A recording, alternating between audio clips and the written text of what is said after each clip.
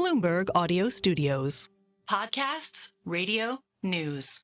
In any government, it's a big shift from opposition into power. You'd imagine a little grinding of the gears isn't unusual. Those stable foundations on policy and public spending will be set, and we will not return to the behaviour we had under the last Conservative government. Whenever you have a budget and when you have a dire fiscal inheritance, you will get budget speculation. It's a little bit of a tricky time.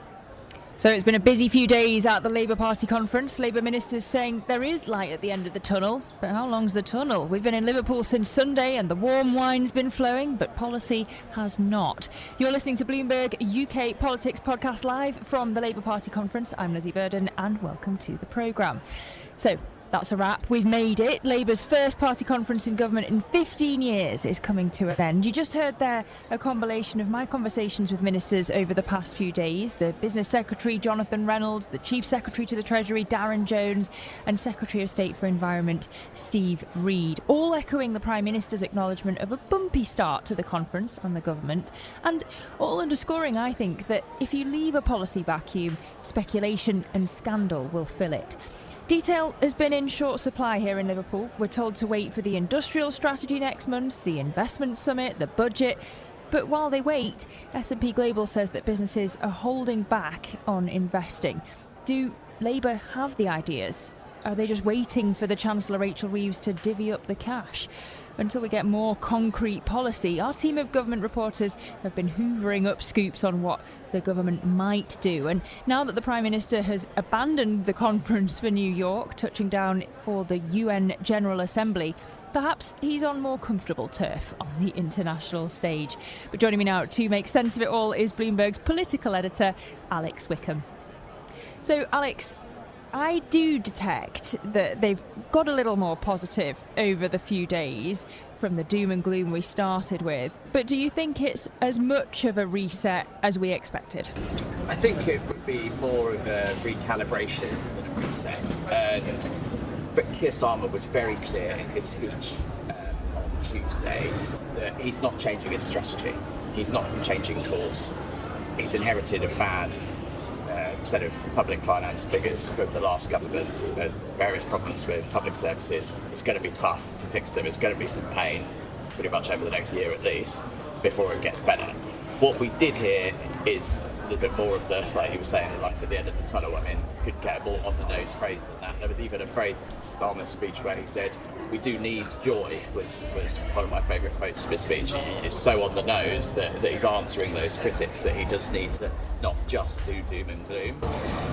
But yeah, it's not a total reset. It's not a complete change of strategy. It's more just fine-tuning the messaging to perhaps mean that, you know, in the wider economy, people aren't just getting totally depressed. I was on a panel with Mike Kane, who is the Minister for Aviation at the Department for Transport yesterday. It was all about tech. But we were talking about the budget, of course, as every panel here is. And I asked him, what about all this doom and gloom? And he said, I thought it was quite revealing. It was by the afternoon. It was after Keir Starmer's speech. He was probably feeling a little looser. He said that Pat McFadden had, of course, a senior figure in the Labour Party, had been telling everybody, all of the ministers, to keep hammering home about this £22 billion black hole in the public finances.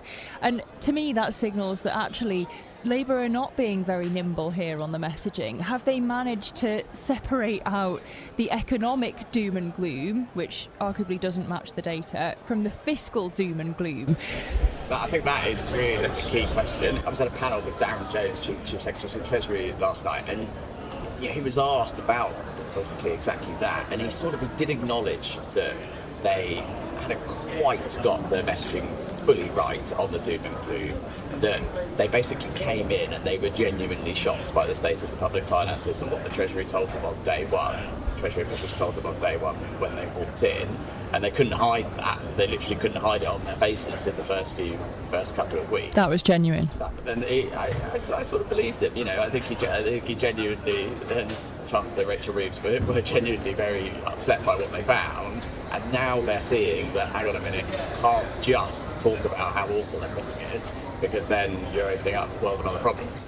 and that he did acknowledge that there needed to be this sort of change in tone, and that's what Keir Starmer tried to do yesterday. It's what Rachel Reeves tried to do in her speech with a big grin on her face as she was sort of telling us about all the good things that were going to happen to the economy. Well, I'm glad Darren Jones has moved it on a bit. The Chief Secretary of the Treasury, when he came on for an interview with me on Monday morning, was very much sticking to the playbook. But just looking back over the past few days, were you actually expecting more policy from Labour, or was this standard fare given the date of the budget? Their argument is we've got a manifesto with policies in and we're starting to get to work on them. We don't want to start randomly coming up with more policies all 5 minutes in, fine, yeah. Remember when Kwasi Kwarteng did that at Tory party conference a few years ago? Well, quite, and obviously they have a budget coming up where it will be a pretty big budget with some pretty major policies in. However, I think it would have been nice to hear a little bit more. It has to be said that it was extremely policy light, this conference, and vibes heavy. It was very much about, trying to reclaim the media narrative that they've lost over the last few weeks with some of these sort of scandal stories about gifts and donations and, and the doom and gloom that we were talking about, and trying to just get some positive headlines basically for a couple of days, which they more or less managed to do, so I think they'll be quite happy with that. Okay, bit like the Democratic National Convention, more vibes than policy. But in the lack of policy announced by ministers, you and the team have been getting your ears to the ground and scooping up what they might do. That's the great thing about these conferences, is even if they're policy light in their speeches, that sometimes when the drinks are flowing in the evening, they're a little bit more open about what they're working on. And we've heard a couple of things. For example, looks like not a huge surprise, but it looks like the government is drawing up a childcare package to. Essentially, as a way of boosting productivity in the economy. Is that part of the workers' rights bill? I think it looks like part of the budget, so it could be essentially more money, not a lot more money. I famously that Rachel Reeves is telling us there isn't any money to spend on everything, but a relatively small amount of money. It doesn't sound like a particularly radical package at the moment, but perhaps building to something bigger later in the Parliament, so they can sort of get to work on it this year and then see where they end up in 5 years' time. That's the sort of thing. And then more broadly, clearly Treasury officials are working very hard at the minute to try to work out how, rather than change the fiscal rules themselves, which they've committed to changing things like the debt measure, the fiscal rules, and how things like capital spending are scored by the OBR, whether things can be taken off the government balance sheet as a way of opening up more borrowing and investment capability. So with the fuel duty freeze that is meant to be temporary but reoccurs every year, so kind of de facto became permanent under the Tories. If Labour did shift the books and what's accounted for, say with the National Wealth Fund, would that be seen in the same light, or would it be seen as legit and nothing to talk about? No, I think it would be very heavily scrutinised, and the reality is Rachel Reeves, Chancellors always do this, they find clever ways of accounting that to create more headroom to spend. Nonetheless, she has sort of talked about ironclad fiscal discipline.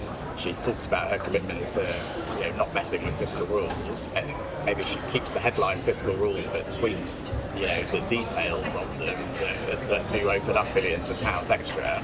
That is it's rejigging the rules of the game rather than suddenly finding genuine new money. And I think there's certainly scepticism and questions over whether the government is sort of trying to have its cake and eat it here by doing a decade of national renewal and boosting investment in public services while also having ironclad fiscal discipline at the same time. That tension is going to have a big scrutiny. That was definitely a theme at my fireside chat with Jonathan Reynolds yesterday, those very tensions. But also, we've really been in the fiscal weeds here. Let's talk about a bit of the tittle-tattle that started the week. Not tittle-tattle, it is serious. It does seem to have cut through. But all this talk of donations and dresses, did Keir Starmer manage to squash it in his speech yesterday? I don't think so, to be honest. It's something that he's struggling to escape. We've got to keep it in perspective. This isn't a government-defining issue. It's not going to bring it down. It's not on the level of sleaze that we saw under previous Conservative government. But he set the bar for himself very high on standards. He campaigned, Angela Rayner very much led the campaign against the previous Tory governments on sleaze and standards, saying that Labour would offer change and Labour would be different. They'd be holier than thou. Exactly. And the problem with politicians saying that I'm Mr. Integrity and Mr. Rules and holier than thou is journalists, people like us, will go, well, okay, let's have a look and see if that's true. And anything that they do that even creates a whiff of impropriety suddenly becomes a thing. And that's what's happening to Keir Starmer here. I mean, the questions are ongoing today about further donations that have emerged to him, and the use of sort of luxury properties and things like this. And at the time as well, just going back to the sort of vibes thing that was clearly the big aim of the conference for Labour staff, for them to be making public spending restraints this year, tax rises, difficult decisions, welfare cuts, winter fuel allowance being taken away, for them to also be seeing it as enjoying largesse paid for by millionaire donors, it's just amazing. And to have to answer the questions and look awkward and look like a politician on the radio, being a bit murky, it's not a good start for them. And it'll be interesting to see in the next few weeks whether that continues. Well, fortunately for Keir Starmer, he's got an engagement in New York. He's jetted off to the UN General Assembly. I wonder if that's because he's gone early because it's easier for him on the international stage. And you've been reporting as well about some of the potential meetings he'll have on the docket in the Big Apple. Yeah, it sounds like he would quite like to meet Donald Trump and Kamala Harris, having met neither of them before. That would be quite a moment. I think you're right, he has done a lot of international trips. He's been there two and a bit months, and it's his third time to the US. Yeah, and compare the UK right now to the US, which is in chaos, France in chaos.